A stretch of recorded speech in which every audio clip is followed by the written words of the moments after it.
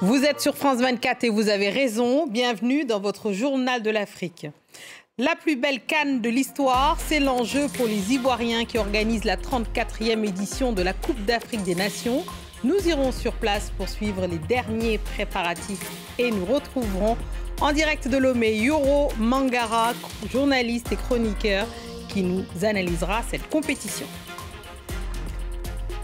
Nous parlerons de la présidentielle comorienne, un petit archipel de l'océan Indien avec des répercussions importantes sur le continent et en France, ancienne métropole. Quels sont les enjeux de cette élection? Qui est le président sortant Azali et comment expliquer son poids géopolitique? Décryptage avec un des meilleurs spécialistes de l'archipel, Olivier Casselin, qui est avec nous en plateau.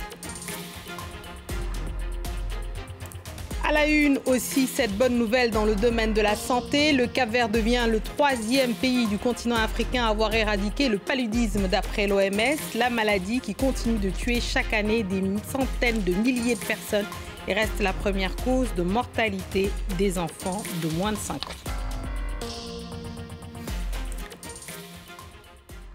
On ouvre ce journal par l'actualité qui va tenir en haleine tout le continent africain pendant un mois, à savoir la Coupe d'Afrique des Nations. Ce samedi à 21h heure locale, le coup d'envoi sera donné à Abidjan. Retour sur cette dernière semaine d'effervescence et dans tous les secteurs, on s'est mobilisé pour faire de cette compétition la plus belle CAN de l'histoire.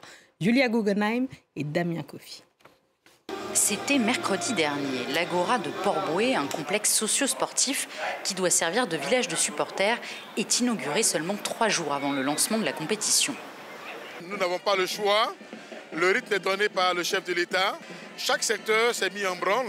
On ne pouvait pas rater l'occasion de la CAN. On ne pouvait pas permettre aux populations de vivre cette CAN-là sans un outil aussi important que l'Agora. Autoroutes, ponts, échangeurs ou tunnels, les inaugurations se sont enchaînées toute la semaine, les engins de chantier à peine refroidis. L'aboutissement d'une politique d'investissement de la part de l'État ivoirien qui a dépensé 1,5 milliard d'euros pour que le pays fasse peau neuve avant la CAN. Accueillir au mieux les supporters, c'est aussi l'objectif des hôtels. Dans celui-ci, la CAN est au centre de la réunion matinale animée par son directeur. Nos personnels sont vaccinés. Ils sont vaccinés. Ils ont les carnets de santé remplis. Tout le monde c'est un moment historique pour nous, pour la Côte d'Ivoire, d'accueillir un tel événement, donc on va faire le maximum. Avec la galerie partenaire La Rotonde des Arts, l'hôtel propose même à ses clients une exposition sur l'histoire de la CAN et du football africain. Ici, l'impact économique est important. La fréquentation ne dépasse habituellement pas 30% au mois de janvier. Avec l'offre et la demande, on a pu monter un tout petit peu nos prix par rapport à l'année dernière, en même temps. Et cette année, évidemment, on est déjà à un taux d'occupation à 55%. Nous sommes pleins, match d'ouverture pour 3 jours. Une frénésie qui se ressent aussi ici sur le site de production d'Uniwax à Abidjan. Les machines tournent à plein régime pour fabriquer un des pagnes officiels de la compétition. L'occasion pour son designer de revenir sur la conception de ce produit. C'était important de faire un pagne à l'honneur de la CAN parce que le pagne a une identité un peu plus africaine en fait. De quoi ravir les 1 500 000 supporters qui sont attendus pour ce mois de compétition. Allez, pour en parler, on rejoint Yoro Mangara depuis Lomé, journaliste, chroniqueur indépendant. Yoro, vous avez été sur place et la première question est assez simple. Vous avez eu l'occasion de visiter les installations. Les Ivoiriens annoncent la meilleure CAN de l'histoire. Certains, par contre, disaient qu'ils ne seraient pas prêts. Comment avez-vous jugé ces installations et l'ambiance ? Alors, sur le plan de l'effervescence, oui, on est parti pour vivre peut-être la meilleure CAN de l'histoire. Après, le football, on verra, parce que le côté foot, la compétition en elle-même, elle n'a pas encore démarré. Mais oui, l'effervescence, la vie, les chants, les danses, les rythmes africains, c'est vrai que pour l'instant, la Côte d'Ivoire vit au rythme de cette Coupe d'Afrique des Nations. Peut-être qu'elle sera la CAN la plus colorée.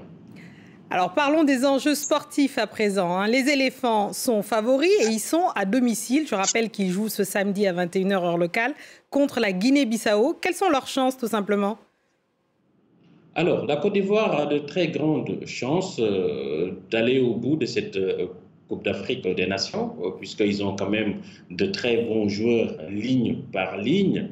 Sauf que, malheureusement, pour les pays de l'Afrique du Sud du Sahara, à part l'Afrique du Sud en 1996, aucun pays de l'Afrique du Sud du Sahara n'a eu à remporter cette CAN en tant que pays organisateur. Tous les autres pays se sont loupés. Peut-être que la Côte d'Ivoire aura plus de chance. Sur le papier, c'est une équipe énorme. Après, il faudra savoir faire face à la pression parce qu'il y en aura énormément puisque les attentes sont énormes de l'autre côté du continent africain, puisque c'est une CAN qui va se jouer à domicile. Ils ont le potentiel ils ont l'entraîneur pour aller au bout. Après, ils vont gérer tout cela, c'est-à-dire être prêts mentalement, parce que plus habitué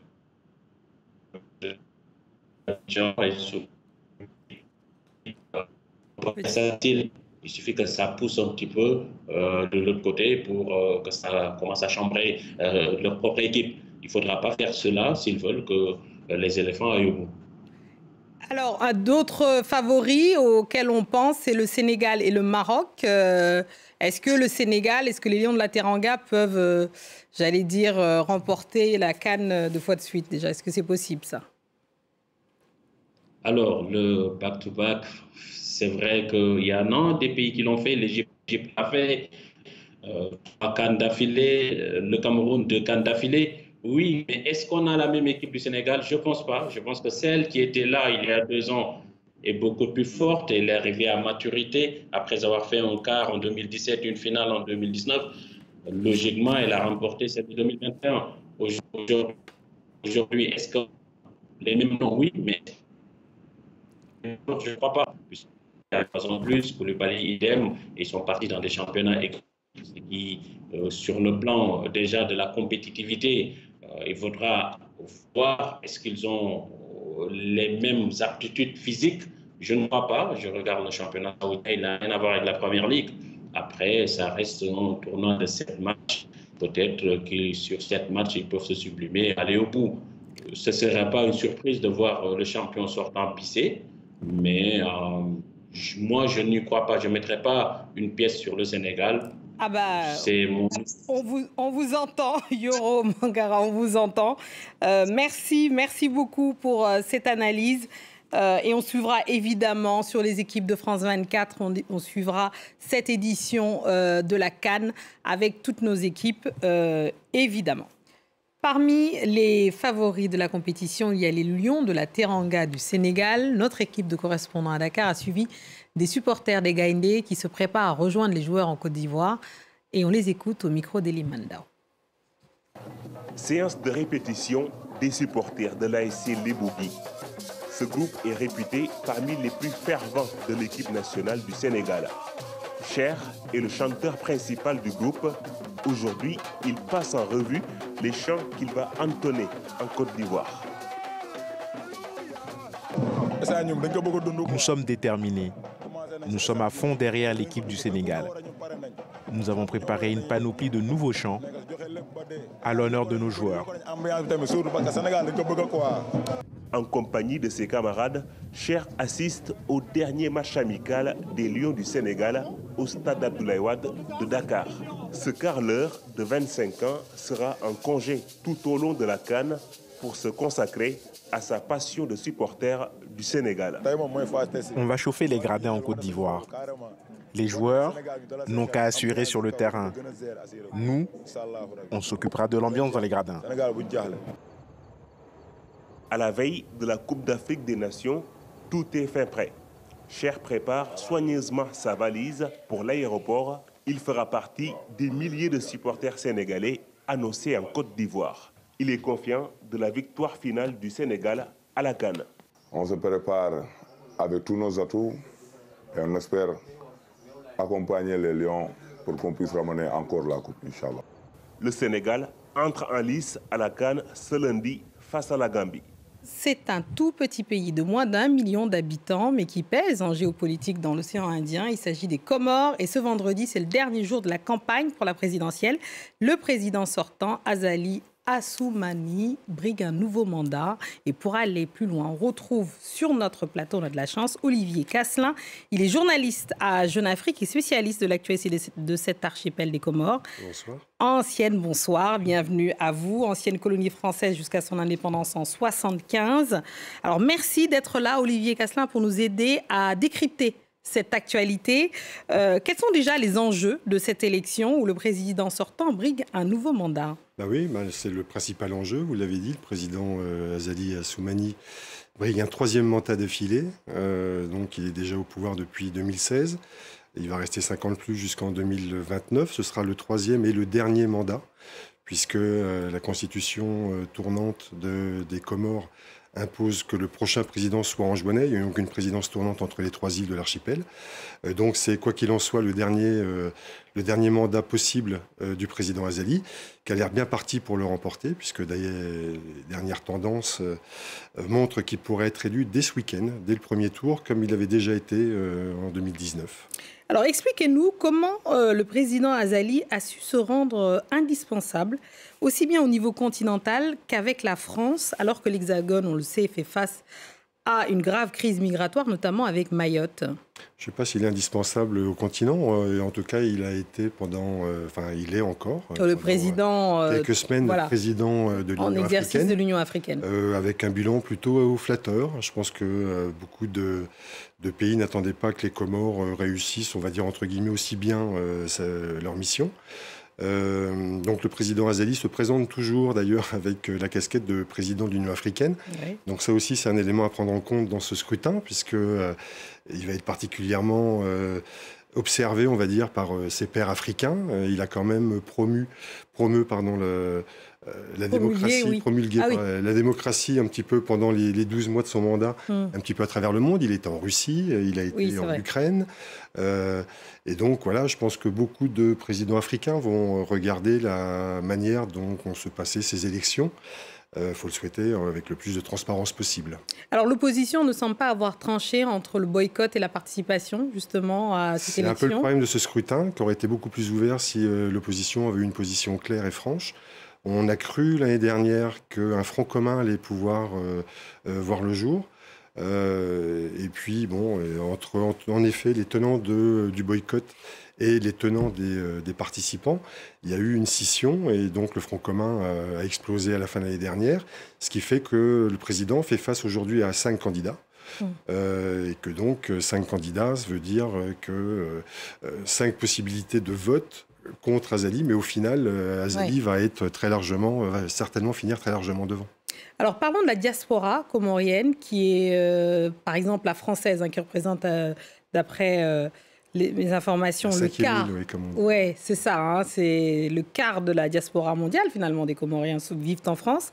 La diaspora comorienne ne peut pas voter durant cette élection et elle est vent debout, elle est pas très tendre ça, c'est un sujet, avec le président. C'est un sujet récurrent, mais ce n'est pas de la faute, particulièrement du président Azali Assoumani, parce que de mémoire, la diaspora n'a pas le droit ne vote pas aux Comores depuis très très longtemps. Je ne vais pas dire depuis toujours, parce que j'en suis pas sûr, mais en tout cas depuis très longtemps, et notamment de tous les derniers scrutins, bien avant l'arrivée d'Azali au pouvoir. Donc c'est une question récurrente, mais qui n'est pas réglée et qui poserait d'énormes problèmes aux Comores.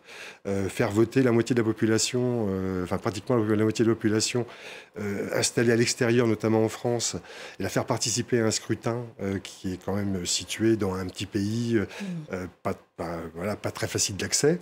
Ça pourrait largement compliquer le scrutin lui-même et ça pourrait aussi coûter beaucoup plus d'argent au pays. Donc c'est une question qui n'est pas réglée et je ne pense pas que le pouvoir à Moroni actuellement avait vraiment envie de donner le droit de vote à la diaspora. Alors comment vous expliquez la distorsion entre l'image du président, justement, notamment auprès de cette diaspora, et son image sur place justement? Vous voulez dire qu'il est très mal vu par la diaspora et il est beaucoup mieux vu sur les îles. C'est ça. La diaspora vit à l'étranger et les Comoriens ils vivent aux Comores. Donc ils sont peut-être plus à même de juger au quotidien de l'action de leur président, plutôt que la diaspora qui est peut-être plus encline à suivre des responsables politiques qui aujourd'hui vivent en exil, parce qu'ils ne peuvent plus être dans leur pays, donc ils ne peuvent plus se présenter non plus aux élections. Donc voilà, c'est aussi des éléments à prendre en compte. Voilà, le président Azali, tout le monde connaît ses défauts, c'est certainement un président autoritaire, mais c'est un président qui a aussi un programme économique. Oui. Les autres candidats ne nous ont pas montré pour l'instant qu'ils en avaient un, alors que la situation des Comores économiquement est quand même aussi fragile. Donc voilà, c'est certainement un des meilleurs arguments d'ailleurs du président Azali sur cette élection, c'est que lui peut s'appuyer sur le plan Comores émergent, qui prévoit justement le développement économique du pays à l'horizon 2030, et qui lui donne voilà, un vrai programme qu'il a pu présenter durant cette campagne. On vous a entendu. Merci beaucoup, Olivier Casselin, d'être venu ici sur le plateau du Journal de l'Afrique pour nous décrypter cette élection. Merci infiniment. Merci à vous. Tout autre chose à présent. En décembre dernier, le Vatican a autorisé dans une note qui n'est pas passée inaperçue la bénédiction des couples considérés comme irréguliers par l'Église catholique, comprenez les couples remariés et les couples homosexuels. Une note qui n'a pas été bien reçue par les évêques catholiques africains. Écoutez le porte-parole de la conférence épiscopale du Bénin, le père Anissé Nyanvi, suivi de la réaction d'un militant d'une association LGBT. Pour rappel, sur 45 pays d'Afrique subsaharienne, 28 disposent encore de législation interdisant ou réprimant l'homosexualité. C'est une union exclusive, stable et indissoluble entre un homme et une femme. Quant aux personnes à tendance homosexuelle, les conférences épiscopales africaines recommandent à ce qu'elles soient traitées avec respect et dignité. Mais leur rappeler toutefois que cette tendance est contraire à la volonté de Dieu. Sur le plan socio-culturel, l'Afrique ne se retrouve pas vraiment par rapport à cette réalité d'homosexualité. Ça va vraiment contre l'éthos culturel africain. Du coup, accorder une telle bénédiction provoquerait beaucoup de confusion et c'est pour cela que le mieux à faire, c'est de s'en abstenir. On n'a pas besoin d'une bénédiction spéciale parce que Dieu est unique et Dieu est amour. La priorité, c'est la protection, c'est notre protection, la protection de notre vie, de notre personne, la jouissance des droits humains et le vivre ensemble dans une société sans discrimination et sans différence. Après l'île Maurice, l'Algérie et le Cap-Vert devient le 3e pays du continent à avoir éradiqué le paludisme d'après l'OMS. La maladie continue à tuer des centaines de milliers de personnes, essentiellement en Afrique. L'Organisation mondiale de la santé a délivré sa certification à l'archipel situé au large du Sénégal qui récompense la politique sanitaire efficace de Praia. Plus de détails avec la correspondance de Sarah Sako. C'est en combinant pulvérisation d'insecticides, dépistage massif et surveillance accrue des portes d'entrée de l'archipel comme les ports et les aéroports que le Cap-Vert a réussi son pari. Ce vendredi, l'Organisation mondiale de la santé a déclaré le pays libre de tout paludisme. En déplacement sur l'archipel, le directeur général de l'organisation a cité le Cap-Vert comme un modèle de santé publique. Écoutez-le. Le Cap-Vert fait de grands progrès, de très très bons progrès. Beaucoup d'indicateurs sont ouverts. La mortalité infantile a baissé de manière significative, tout comme la mortalité maternelle. La population bénéficie de bons services publics et là, nous célébrons l'éradication du paludisme par le pays. Le Cap-Vert entend à présent tirer parti de cet effort. Le pays espère voir encore plus de visiteurs arriver, lui dont le PIB dépend à 25% du secteur touristique. Plus important encore peut-être, les politiques, les dispositifs qui ont permis d'éradiquer la malaria devraient outiller le pays, lui servir à lutter contre d'autres maladies comme la dengue, autre infection transmise par les moustiques. Et c'est ainsi que nous refermons cette édition du Journal de l'Afrique. Merci à tous ceux qui nous ont suivis partout dans le monde et en particulier tous ceux en Côte d'Ivoire. Et pour l'ouverture de cette CAN, nous leur souhaitons une très belle compétition, une des plus belles CAN, disent-ils, de l'histoire. Voilà, merci, restez avec nous car l'actualité continue sur France 24.